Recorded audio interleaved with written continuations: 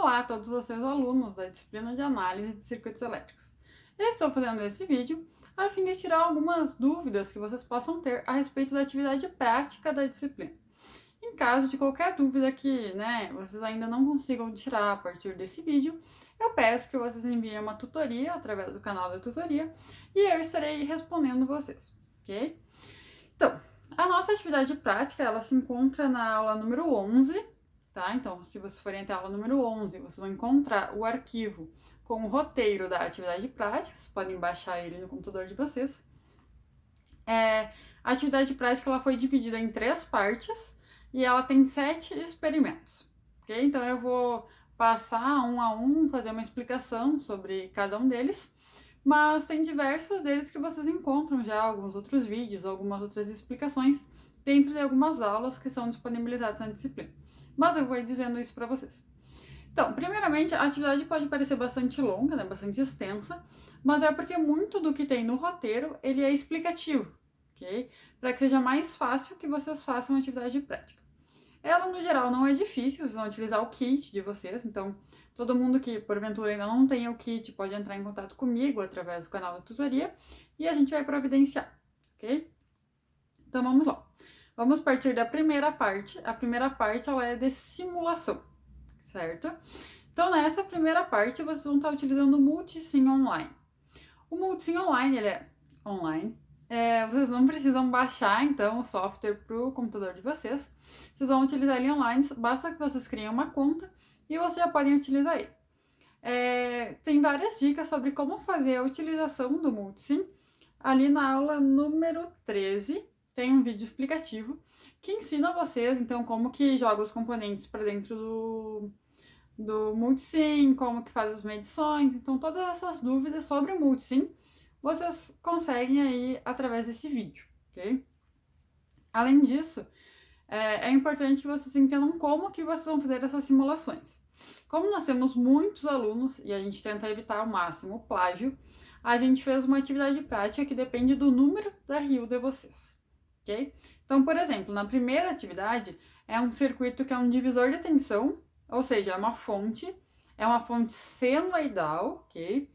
E ela vai ter diversos valores de tensão, né? Então, tem ali uma tabelinha explicando para vocês todas as simulações que vocês têm que fazer, são 3 simulações, cada um com o valor de tensão da fonte.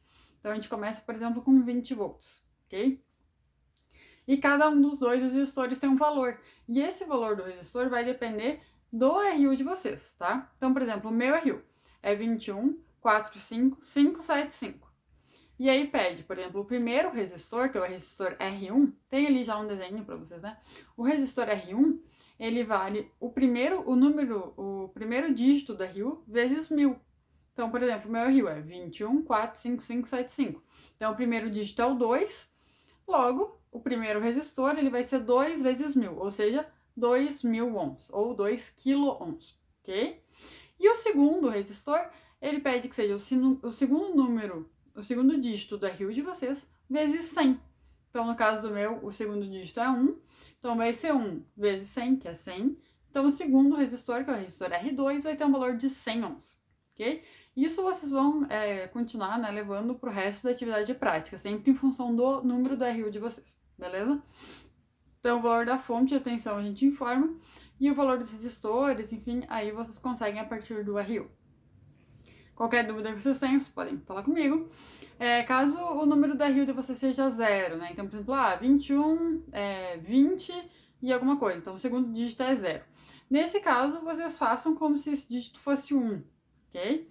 Então, interpreta ele como sendo 1 e daí multiplica 1, né? Pelo valor que é solicitado na atividade. Beleza, pessoal? Então, a primeira simulação, ela precisa de uma fonte de tensão e de 2 resistores. E, além disso, fazer as medições, então, de tensão ali naqueles pontos que são mostrados. E a gente vai querer que vocês entreguem pra gente no relatório essas formas de onda, ok? Muito importante, mesmo sendo 7 experimentos, divididos em 3 partes, vocês vão entregar apenas um relatório contendo todo o experimento de vocês, tudo que vocês fizeram de atividade prática, ok? Bom, o segundo experimento, ele é um circuito RC. também é uma simulação no Multisim, mas agora com um resistor e um capacitor.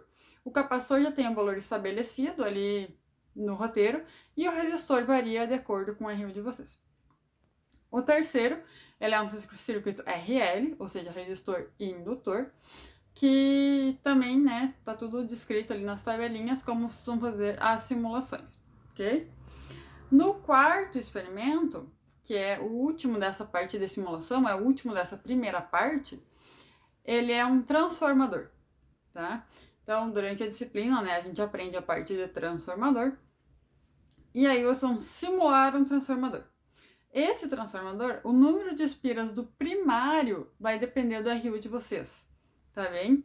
Então, o número de espiras do primário, né, o número de voltas que tem o primário, ele vai ser o maior dígito do RU de vocês vezes 1000. Então, no caso do meu, é 2, 1, 4, 5, 5, 7, 5. O maior dígito é o 7.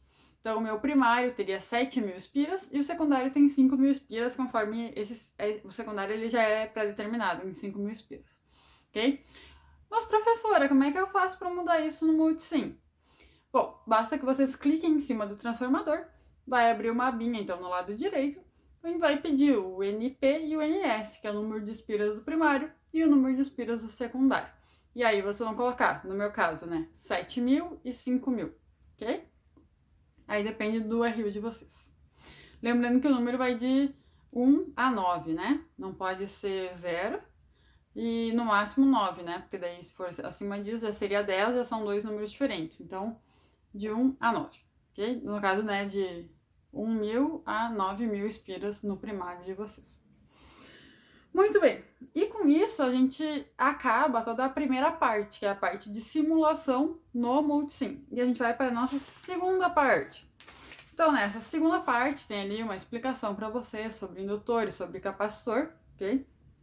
Depois disso, a gente pede que vocês façam experimentalmente uma atividade com capacitores e com indutores, tá? Esses são, então, nossos experimentos número 5 e número 6, da segunda parte. Para isso, vocês vão estar utilizando a protoboard, que vocês têm aí no kit número 1 de vocês.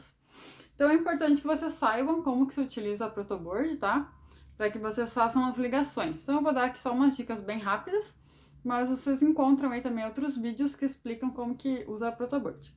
Bom, basicamente, vocês têm aqui, então, muitas linhas, né?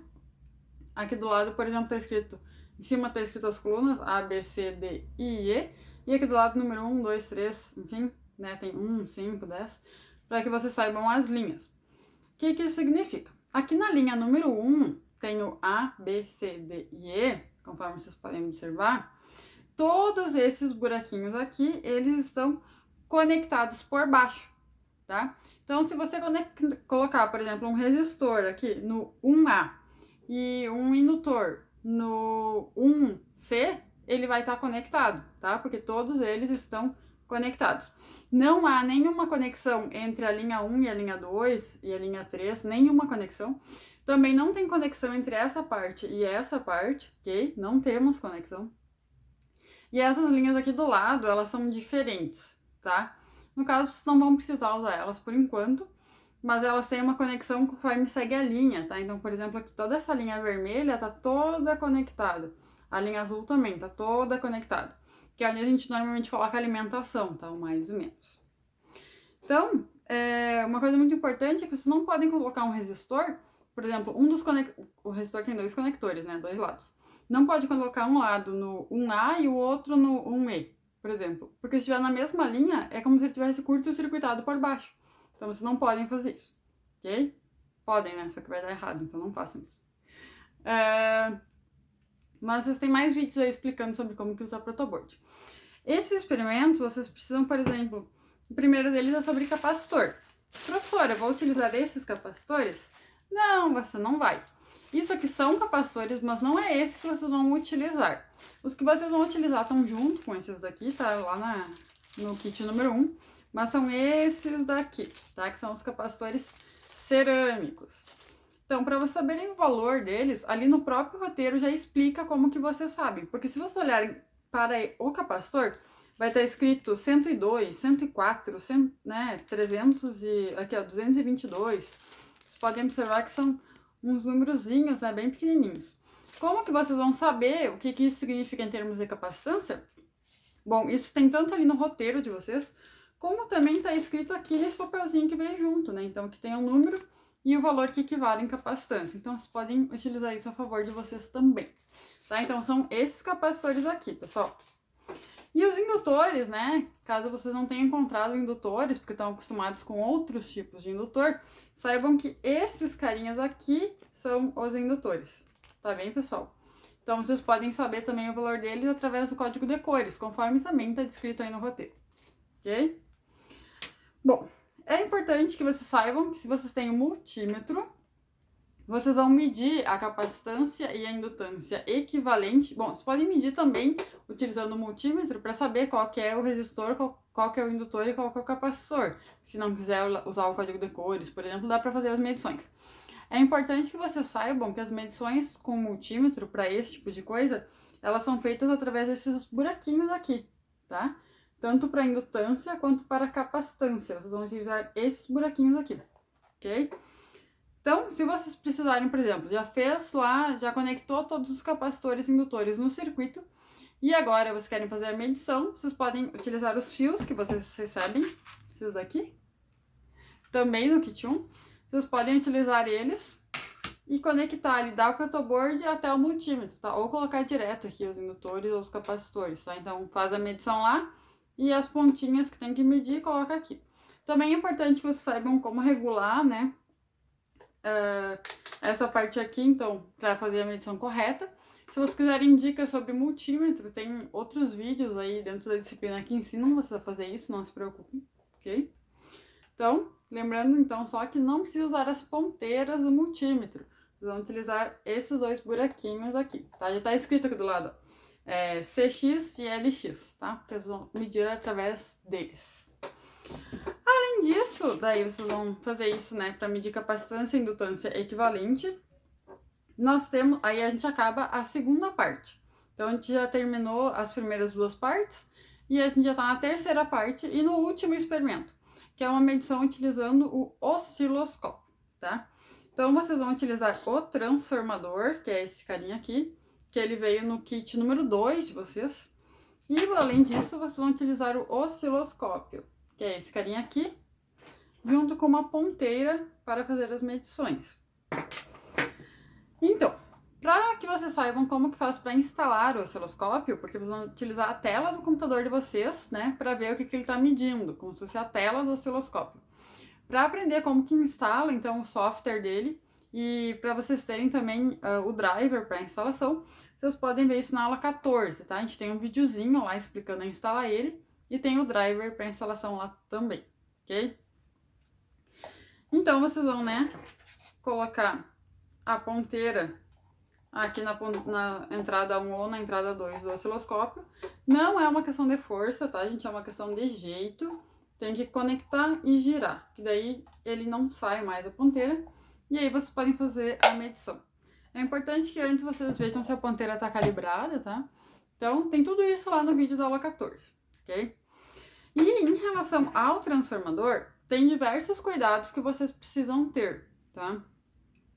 Basicamente, vocês vão ter que ligar ele na rede elétrica. Ele, então, pode ser ligado em 127 ou em 220, dependendo da tensão que tem na casa de vocês. É importante que vocês saibam. Se não souberem, é só usar o multímetro para medir, tá? Muito cuidado, tá? Porque, né, tenho certeza que vocês estão medindo a coisa certa.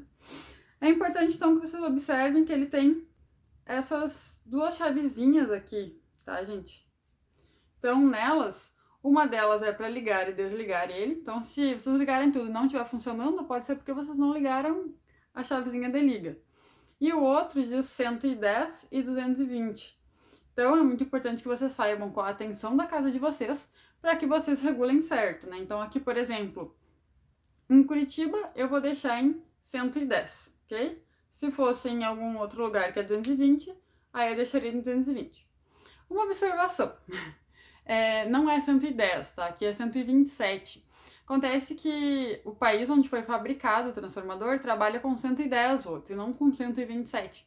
Por isso que foi colocado as opções em 110 ou 220, tá? Mas não tem problema. Se a casa de vocês é 127, pode usar a opção de 110. O que vai acontecer? É provável que o transformador de vocês, ele tá programado então, né? Ele foi, o número de espiras dele, enfim, ele foi fabricado para que se no primário tivesse 110 volts, no secundário tenha 12 volts, tá? É isso que ele faz, inclusive é isso que tá escrito aqui que ele faz. Vocês podem observar, né? Tem aqui as informações. Então, ele vai sair 12 volts no secundário. Porém, como vocês estão entrando com mais do que 110, vocês estão entrando com 127, em caso de lugares que é 127, não vai sair 12 volts na saída. Se vocês medirem, vocês vão observar que tem um pouco mais, ok? 13,6, se eu não me engano, é o normal. Então não se assustem, não achem que tá errado, tá? É isso mesmo, é por causa que o transformador está preparado para entrar 110 e não 127. Em lugares onde a entrada é 220, é provável que a saída tenha um valor mais parecido com 12 volts, tá? Mais ali aproximadamente 12 volts. Se vocês quiserem mais dicas a respeito de como vocês fazem, então, essa medição do transformador, eu já fiz uma aula ao vivo sobre isso. E tá ali na aula número 12, se eu não me engano, na aula número 10. É na aula que é sobre aula ao vivo. Ali, então, tem uma que eu faço aula ao vivo na prática, né? Então, eu uso o transformador, eu uso o osciloscópio. E aí, vocês podem ter, né, diversas outras informações a respeito de como vocês têm que fazer, então, essa prática aí com transformadores. Ok, pessoal? Em caso de qualquer dúvida que vocês tenham a respeito da aula prática, da atividade prática, eu peço que vocês entrem em contato comigo através do canal de tutoria e eu vou responder vocês, ok? Então, tchau, tchau. A gente se vê no canal da tutoria.